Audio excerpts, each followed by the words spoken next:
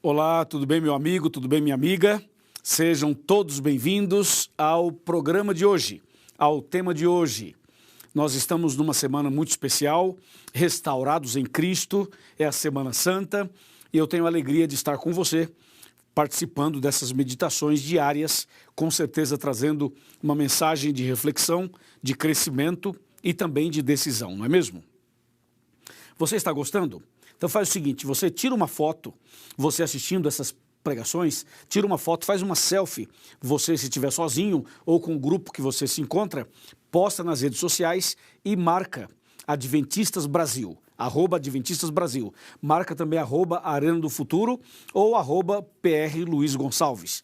Coloca as fotos, divulga, fala o que está acontecendo, conta da sua decisão e partilha conosco desse momento precioso para você e com certeza para todos nós também. Hoje nós vamos falar de um tema muito importante. É o tema que mexe muito com o meu coração. O título é O Túmulo Está Vazio. Esse é o título da mensagem de hoje. E eu convido você a uma oração antes de abrir a Bíblia. Oremos.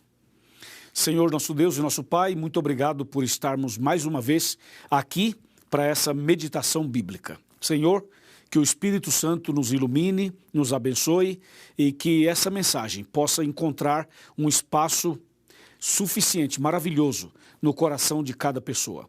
Eu entrego essa mulher, este homem, este jovem, esta criança, este adolescente nas tuas mãos. Abençoe esta casa, esta família, em nome de Jesus. Amém. Amém. Que maravilha. É o momento em que nós vamos abrir a palavra de Deus. E eu convido você então a pegar a sua Bíblia e abri-la em João capítulo 20, a partir do versículo 1. E eu vou citando os versos e a gente vai lendo, tá bom? Diz assim: no primeiro dia da semana, Maria Madalena foi ao sepulcro de madrugada, sendo ainda escuro, e viu que a pedra estava removida. Então correu e foi ter com Simão Pedro e com o outro discípulo a quem Jesus amava, que seria João. E disse-lhes: tiraram do sepulcro o Senhor, e não sabemos onde puseram. Saiu, pois, Pedro e o outro discípulo e foram ao sepulcro. Agora vamos pular para o verso 11, que diz assim: Maria, entretanto, permanecia junto à entrada do túmulo, chorando. Enquanto chorava, abaixou-se e olhou para dentro do túmulo, e viu 2 anjos vestidos de branco, sentados onde o corpo de Jesus fora posto, um à cabeceira e o outro aos pés. Então eles lhe perguntaram: mulher, por que choras? E ela lhes respondeu: porque levaram o Senhor e não sei onde o puseram. E tendo dito isto, voltou-se para trás e viu Jesus em pé, mas não reconheceu que era Jesus. Agora verso 15. Perguntou-lhe Jesus: mulher, por que choras? A quem procuras? Ela, supondo ser o jardineiro, respondeu: Senhor, se tu o tiraste, dize-me onde o puseste e eu o levarei. Verso 16. Disse-lhe Jesus: Maria. Ela, voltando-se, lhe disse em hebraico: Raboni, que quer dizer mestre. Verso 17. Recomendou-lhe Jesus: não me detenhas, porque ainda não subi para o meu Pai, mas vai ter com os meus irmãos e dize-lhes, subo para o meu Pai e vosso Pai, para o meu Deus e o vosso Deus. Então saiu Maria Madalena, anunciando aos discípulos, dizendo: vi o Senhor, e contava o que ele lhes dissera estas coisas. Uau! Deus seja louvado, aleluia, glória a Deus por essa história impressionante, não é mesmo? Meu amigo e minha amiga, veja, eu já estive em Israel 2 vezes, já estive nesse túmulo 2 vezes, e eu vou contar para vocês com base na Bíblia e com base na minha experiência estando lá em Israel. Mas antes de eu falar do túmulo vazio e contar detalhes sobre esse assunto, eu quero que você preste muita atenção numa coisa. Eu vou lhe fazer uma pergunta. A pergunta é a seguinte: você acha que o diabo queria que Jesus morresse? Sim ou não? Bom, essa é uma pergunta bastante curiosa, porque é fácil falar assim, claro que sim. Ou é fácil dizer, não, ele não queria que Jesus morresse. Analisemos rapidamente esse detalhe. Quando Jesus era uma criança recém-nascida aqui na terra, então o diabo usou Herodes para matar as crianças 2 anos para baixo. Está lembrado? Naquela ocasião, o diabo queria que Jesus morresse, quando Jesus ainda era uma criança. Mas depois Jesus cresceu e Jesus foi batizado no Rio Jordão por João Batista. E ali começou o seu ministério. Após o início do seu ministério, através do batismo, o diabo já não queria mais que Jesus morresse. Porque a hora que Jesus morresse, o diabo seria derrotado e nós seríamos salvos. Então, se você observar na Bíblia, após o batismo de Cristo, você vai perceber o diabo todas as vezes tentando levar Jesus ao pecado. Por isso que logo após o batismo, lá no deserto, Jesus fez 40 dias de jejum e oração e no final apareceu o tentador e lhe fez 3 tentações. A ideia do inimigo era que Jesus pecasse. Se Jesus pecasse, pronto, o inimigo seria vitorioso e Jesus seria derrotado. Ele lutou, fez de tudo para Jesus não morrer na cruz. Usou Pedro, usou pessoas, usou situações, ou seja, lutou até o final. Quando o diabo viu que Jesus ia morrer na cruz mesmo e que ele não conseguiria impedi-lo, então o diabo pensou assim, agora que ele vai morrer mesmo, eu estarei perdido e enfim, não tenho mais o que fazer. Então o diabo pensou, eu vou fazer da morte dele a pior morte de todas. E por isso que Jesus sofreu terrivelmente antes de ser crucificado. E mesmo crucificado, ele foi morrendo aos poucos e o seu sangue foi caindo gota a gota enquanto ele estava pendurado entre o céu e a terra naquela tarde de sexta-feira no Monte do Calvário. O que o diabo esqueceu é que quanto mais Jesus sofria, quanto mais ele apanhava, quanto mais ele sangrava, quanto mais o inimigo tentava humilhar Jesus, mais perfeito era o seu sacrifício e mais fielmente se cumpria as profecias do Antigo Testamento, sobretudo Isaías 53. Lembra? Entendeu? Então, o sacrifício de Cristo, apesar de todo o sofrimento, tudo que ele passou, foi exatamente como tinha que ser, como estava profetizado, para salvar você e eu. Quando Jesus morreu na cruz e o diabo foi derrotado e ele viu que não tinha mais o que fazer, estava perdido, então o diabo tentou de alguma maneira impedir a ressurreição de Cristo. Que ilusão! Como impedir a ressurreição de Jesus? Isso é impossível. Mas quando Jesus foi sepultado naquela tumba na rocha, então foi colocado ali uma baita de uma pedra com o selo romano do império que dominava. E na porta do túmulo com a pedra, colocaram soldados, vários soldados romanos fortemente armados, para que ninguém roubasse o corpo de Jesus e para que ele não saísse dali. Veja que visão mesquinha, que visão muito fraca, porque quem são os soldados? O que é uma pedra? Quem são as pessoas para impedir a ressurreição de Jesus? Claro, eles não puderam fazê-lo, não é mesmo? Ao terceiro dia, então Deus chama Jesus e Jesus ressuscita, ele sai daquela tumba e quando Jesus é chamado pelo Pai e ressuscita, a pedra com o selo romano foi arremessada para bem longe e os soldados desmaiaram impactados com aquela cena da ressurreição. Você pode imaginar uma ressurreição, no caso a de Jesus? Que impacto, que impressionante foi. A pedra foi arremessada longe, os soldados caíram desmaiados, Jesus saiu da sepultura, Jesus ressuscitou, aleluia, Deus é grande, Jesus é vencedor como sempre. E então, depois que Jesus ressuscita, o diabo estava totalmente perdido e eu e você estávamos agora salvos em Jesus. Jesus nos salvou quando morreu e quando ressuscitou. Não é verdade? Agora veja, depois que Jesus saiu da sepultura, então foram até lá Pedro, João e Maria Madalena. Então Pedro e João chegaram, olharam, viram o túmulo vazio, um olhou, o outro observou, o outro olhou lá dentro, enfim, mas a Maria Madalena chegou, ficou por ali, os dois saíram, ela ficou sozinha, ela não queria sair dali sem saber detalhes. A Maria permaneceu ali, a Maria Madalena. Ela que tinha sido perdoada, resgatada, abençoada por Jesus, ela que tinha essa gratidão no coração, os outros também tinham, mas Maria teve uma história bem diferente e ali ela permaneceu para ver, para saber detalhes. De repente ela olha e vê 2 anjos lá dentro. E os anjos dizem assim, ele não está aqui, ele ressuscitou. Daqui a pouco ela olha e vê uma outra pessoa e ela pensava que era o jardineiro, mas não era, era Jesus. E Jesus fala, mulher, você está procurando quem?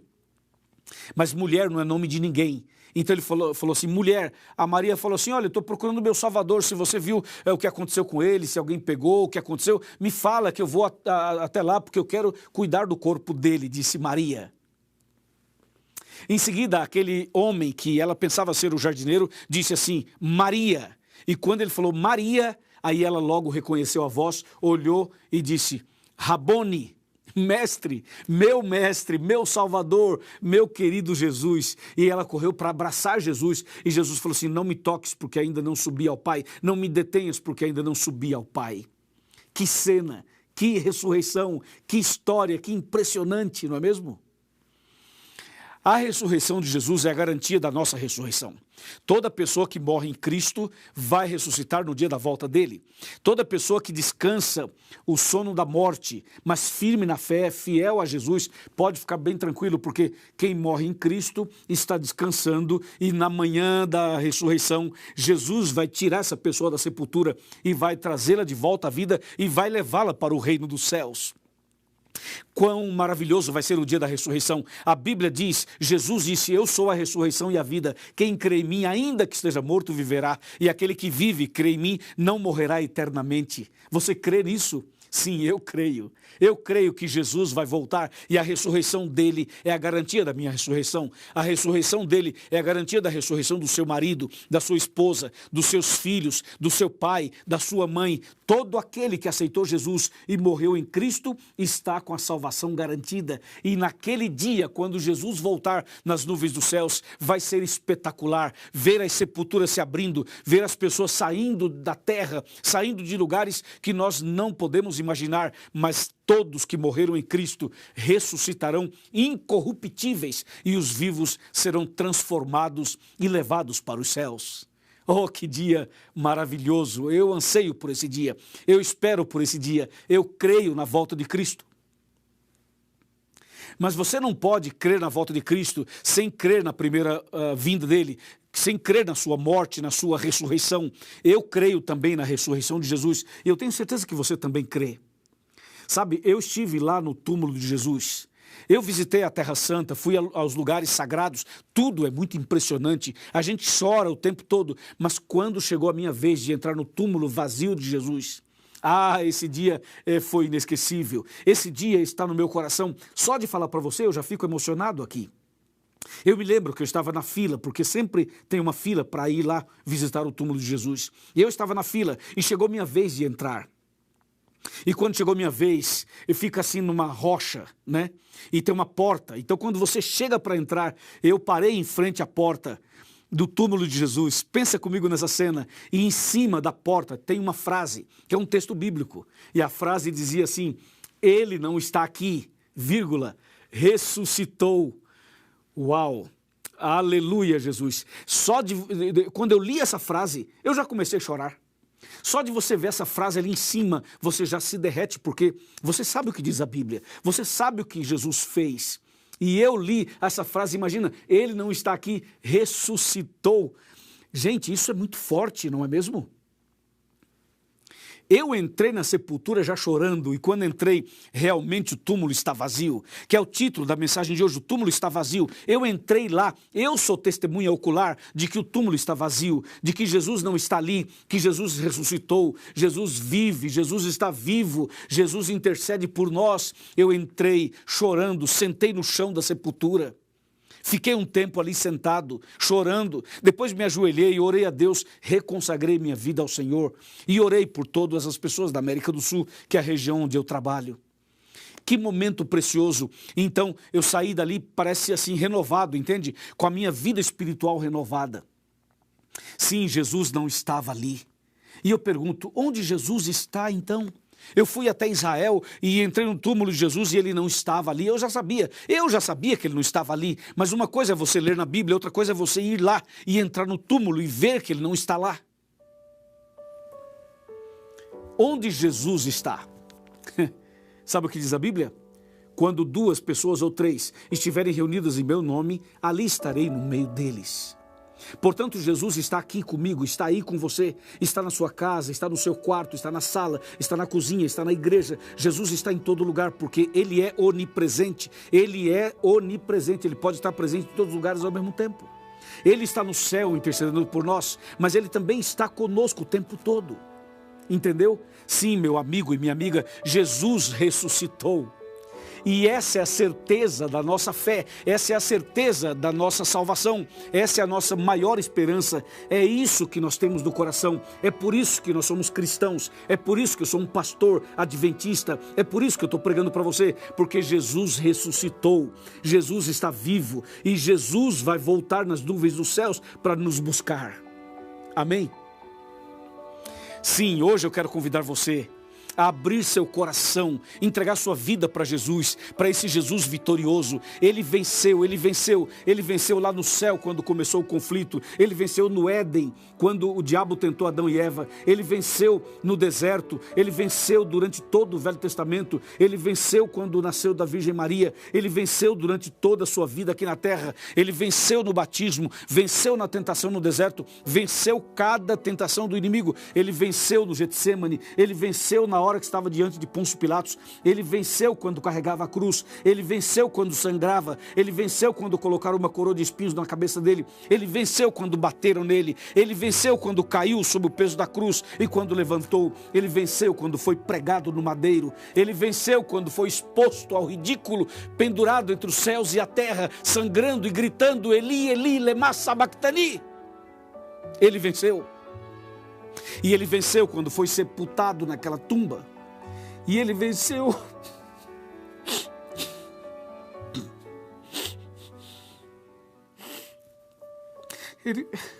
Ele venceu quando saiu daquela sepultura. Ele venceu. E a vitória dele é a sua vitória, é a minha vitória. Ele venceu quando foi sepultado. Ele venceu quando saiu da sepultura, entende? Sim, Jesus venceu o tempo todo. E a vitória dele é a sua e a minha vitória.